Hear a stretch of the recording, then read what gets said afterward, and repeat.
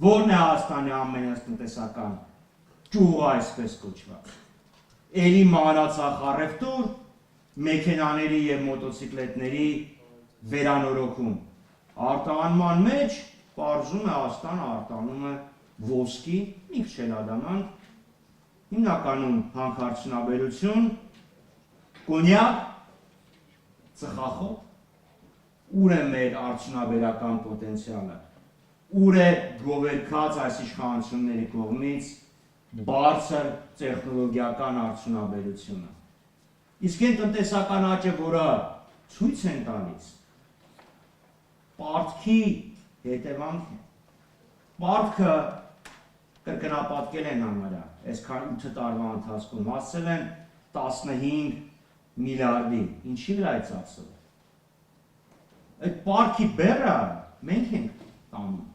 մեր սերունդները, երեխաները, որոնք նոր են ծնվել, միջինը ամեն մեկից վրա $5,000 պարտ կա։ Ասում են ճանապարհ են կառուցել, տեսնում եք ճանապարհը։ Մի հատ նորմալ ձմեռ ու փոսեր։ Ինչ պիտի արվի, որպեսզի մենք հասնենք Հայաստանի տնտեսական զարգացմանը, կարողանանք տնտեսական աճ ապահովենք։ Արդեն հունիսի 8-ից մեր դաշինքի քաղաքականությունը միտված է լինելու արդյունաբերության վերածննդին, բարձր տեխնոլոգիական տնտեսության ստեղծմանը։ Մենք ունենալու ենք մրցունակ Հայաստան, հիմնված մեր մրցակցային առավելությունների վրա, մեր բնակչության տաղանդի վրա, ունակությունների և կարողությունների վրա։ Ստեղծելու ենք արտադրված է Հայաստանում քաղաքականությունը, ամեն բան, որ արտադրվելու է Հայաստանում, պետք է ասոցիացվի բարձր որակի և տեխնոլոգիական առաջընթացի հետ։ Արդյունաբերությունը կազմելու է համախառն ներքին արդյունքի 25%-ը, համարյա կրկնապատկվելու է։ Ինչպես դա կարող ենք անել։ Առաջին հերթին իհարկե հարկային արտոնությունների միջոցով, դրանից բացի թիրախային աջակցության ծրագրերով, նաև փոխելով մեր ժողովրդի գնումների վարքագիծը, խրախուսելու, որ մեր հայրենակիցները գնեն հայկականը, մեր տեղականը,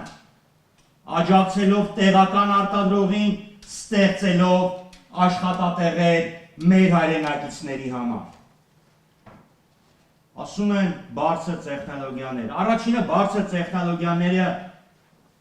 տեխնոլոգիաները կարևորվեցին և տեխնոլոգիական խթանման քաղաքականությունից սկսեց իրականացվել 2000 թվականներից։ Այն բարձր անունները, որը մենք լսում ենք, Microsoft-ի ինովացիոն հիմնադրամ, Synopsys և այլն եկել են Հայաստան 2000 թվականներին։ Ինչպես այն ժամանակ, այնպես էլ հիմա մենք կարող ենք ապահովել բարձր տեխնոլոգիական առաջընթաց և բարձր տեխնոլոգիաները կազմելու են 10% արդյունաբերություն։ Սա իրական է, միասին մենք այդ ամեն ինչը կարող ենք անել։ Մյուս խնդիրը, ինչպես պետք է պետությունը վերաբերվի իր ձեռնարկատիրոջ, իր արտադրողներին, իր բիզնեսմեններին, գործարկվելու է ներմուծման, փոխարինման քաղաքականություն։ Ասեք եք ոնց ենք ներմուծումները փոխարինելու։ 21 թվականին, երբ թուրքական ապրանքների վրա արգելք հայտարարվեց, հայկական արդյունաբերությունը, հայկական արտադրողները սկսեցին զարգանալ։ Դա հնարավոր է։ Դրա համար շահութահարկի և ավելացված արժեքի չեղարկում ներմուծումների փոխարինման համար մեր մրցունակությունը ապահովող ռազմավարական ճյուղերում և բարձր սոցիալական ազդեցություն ունեցող ճյուղերում, մասնավորապես գյուղատնտեսություն, գյուղական ապրանքների վերամշակում, տեքստիլ արդյունաբերություն եւ այլն։ Պատկերացնում եք, չէ, եթե հանկարծ թուրքական գյուղատնտեսական ապրանքները կամ տեքստիլը հանկարծ գա Հայաստան, ինչ կլինի մեր արտադրողների վիճակը։ Չի կարող պետությունը ձեռքերը լվանալ, ասել շուկայի անտեսանելի ձեռքը կկարգավորի այս ամեն ինչը։ Աջակցություն տեղական արտադրողին։ Մյուս խնդիրը փոքր եւ միջին ձեռնարկությունները։ Փոքր ձեռնարկությունները միգուցե շատ մեծ եկամուտ չեն ապահովում, բայց մարդկանց ազատություն են տալիս, տնտեսական ազատություն, քաղաքական ազատություն, կապում են երկրի հետ, որովհետև իր սեփական արտադրամիջոցն է այդտեղ դրած։ Էական գործուն քայլեր պետք է ձեռնարկվեն խրախուսելու փոքր եւ միջին, բայց հատկապես փոքր եւ գերփոքր ձեռնարկություններին։ Մենք ներմուծելու ենք փոքր ձեռնարկություններին հարկային հետ վերադարձի քաղաքականություն։ Հարկերը, որոնք վճարվելու են, հետ են վերադարձվելու փոքր ձեռնարկատերերին։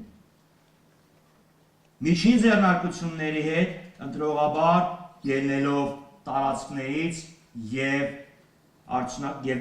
տնտեսության ոլորտներից, բայց միայն հարկային վերադարձով չենք սահմանափակվելու, նաեւ խոշոր թիրախային աջակցություն, օգնություն այդ մարդկանց, ֆինանսական օգնություն, արտահանման մեծ աջակցություն, վերջը հայկական ապրանքների արտահանման աշխարհագրությունը պետք է ընդլայնվի։ Խորհրդատվական աջակցություն, այսօր մարդը ձեռնարկություն է բացում եւ ընկնում է խնդիրների մեջ,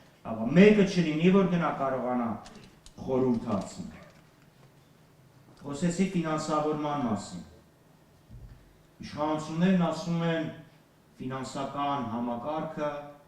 կայացել է։ Մեր ֆինանսական համակարգ։ Նայենք վարկերի կազմությունը։ Մեծ մասը սպառողական վարկեր են։ Սպառողական վարկեր, որոնք շատ-շատերի համար, ավելի քան 350,000 մարդու համար, դարձել են լուրջ պրոբլեմ։ Այդքան մարդ ունենք, ովքեր չաշխատող սպառողական, անուսալի սպառողական վարկեր ունեն, այսինքն ԴՀԿ-ի պոտենցիալ զոհերն են։ Հիպոթեկային ֆինանսավորում։ Բանկերը ֆինանսավորում են սպառումը, սպառողական հասարակության ձևավորելուն են աջակցում։ Բանկերը կտրվել են տնտեսությունից, չեն հանդիսանում տնտեսական աճը ֆինանսավորող, ձեռնարկություններին օգնող կազմակերպություններ, այլ ոչ բանկային ֆինանսական կազմակերպություններ չկան, կապիտալի շուկան մեռած է, կենսաթոշակային ֆոնդերը իրական տնտեսության մեջ ներդրումներ չեն անում։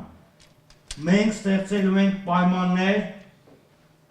օգնելու ձեռնարկություններին, օգնելու ֆինանսական կազմակերպություններին, վարկավորելու, ներդրումներ կատարելու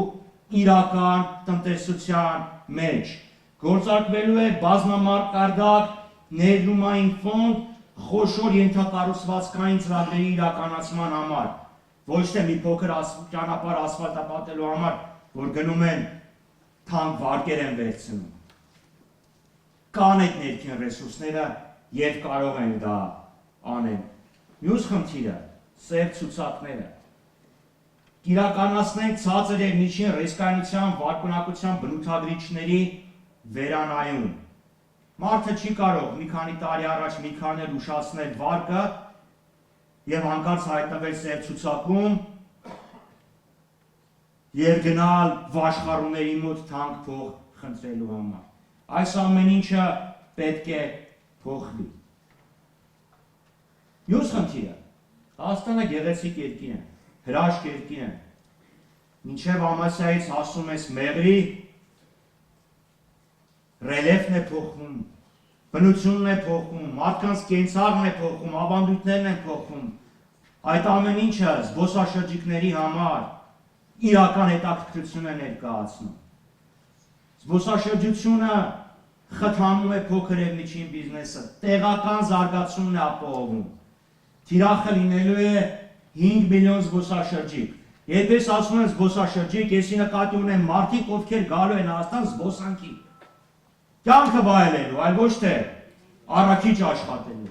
Իրական զբոսաշրջիկների մասին, եւ թող ինձ թվեր չներկայացնեն, ձեզ թող թվեր չներկայացնեն։ Դե հեսա տեսեք զբոսաշրջիկները։ Ուզում եք զբոսաշրջիկ տեսնեք, Yandex զանգեք, կգաք կտեսնեք։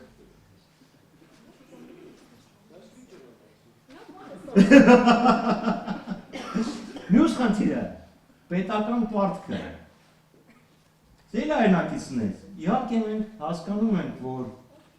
չկան պետություններ, ովքեր վարկեր չեն վերցնում։ Բայց այդ վարկը պետք է նպաստի մեր տնտեսության պոտենցիալի զարգացման, մեծացման։ Այսօր ուզում ենք հասկանանք լավ է 8 միլիարդ ավելար որ վերցրել։ Ինչ է կա։ Առաջերտին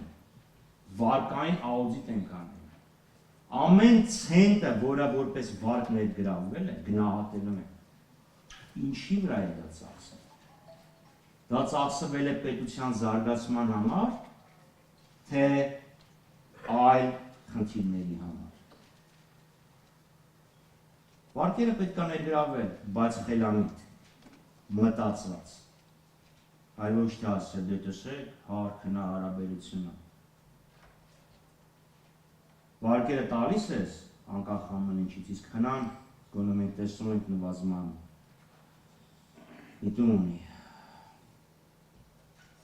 Գործազրկություն, միջին աշխատավարձեր, ասում են 350,000 դրամ, գործազրկություն։ Այդ 350,000 դրամը որ հիշեցնում են, մեր ամեն 4 աշխատավարձ 3-ը չի ստանում։ Հարկերներ հանեք եւ կտեսնեք։ Այսինքն իրական քաղաքականություն ենք իրականացնելու ոչ թե թվեր նկարելու, այլ երկրի զարգացումն ապահովելու, ստեղծված արդյունքը արդար բաշխելու, աշխատատեղներ ստեղծելու, գործազրկությունը նվազագույնի հասցնելու ուղղությամբ։